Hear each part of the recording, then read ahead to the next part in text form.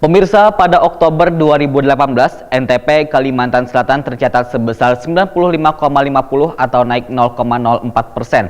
Jika dibandingkan NTP pada September 2018 yang mencapai 94,46%. Kenaikannya NTP ini disebabkan indeks harga yang diterima petani naik 0,27%. Sementara indeks harga yang dibayar petani hanya naik sebesar 0,23%.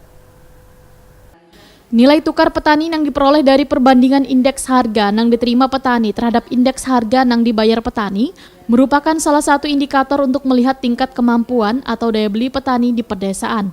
NTP juga menunjukkan daya tukar dari produk pertanian dengan barang wan jasa yang dikonsumsi maupun untuk biaya produksi.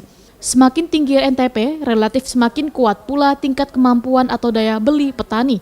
Demikian dipadahkan Kepala BPS Kalimantan Selatan Diah Utami wae jumpa media. Nilai tukar usaha rumah tangga pertanian, ujar Diah Utami, diperoleh dari perbandingan indeks harga yang diterima petani terhadap indeks harga yang dibayar petani, di mana komponen indeks harga yang diterima petani hanya terdiri dari biaya produksi dan penambahan barang modal. Dengan dikeluarkannya konsumsi dari komponen indeks harga yang dibayar petani, NTUP dapat lebih mencerminkan kemampuan produksi petani, karena yang dibandingkan hanya produksi dengan biaya produksinya.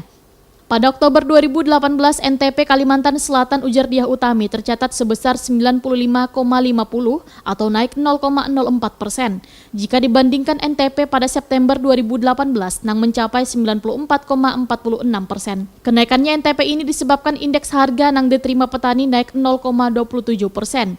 Sementara indeks harga yang dibayar petani hanya naik sebesar 0,23%. Di mana indeks konsumsi rumah tangga terjadi kenaikan sebesar 0,23%. One indeks BPPBM naik 0,18%.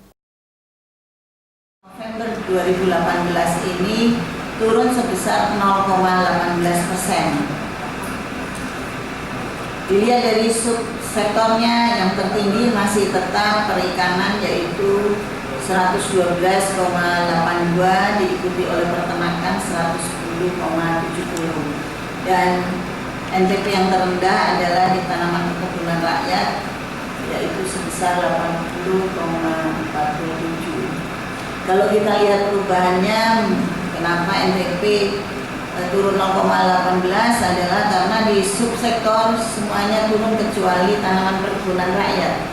Yang kalau tanaman perkebunan rakyat meningkat 1,33 NTP-nya, sedangkan untuk tanaman pangan, hortikultura, peternakan, dan perikanan itu NTP-nya menurun.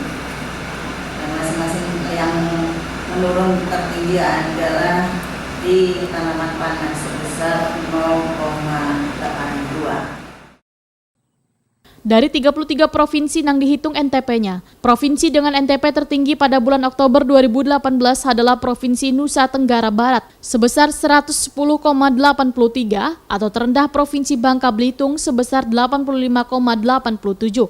Provinsi Kalimantan Selatan berada di urutan ke-25 dan masih di bawah NTP nasional yang mencapai 103,02.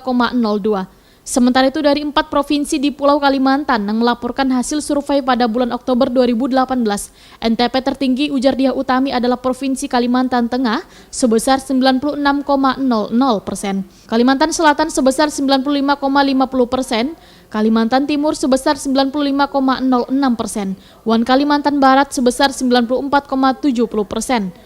Dilihat dari besarnya kenaikan NTP, maka Provinsi Kalimantan Tengah mengalami kenaikan tertinggi, yaitu 0,51%, dan Kalimantan Selatan naik 0,04%. Sedangkan Provinsi Kalimantan Barat turun 0,25%, dan Provinsi Kalimantan Timur turun 0,54%.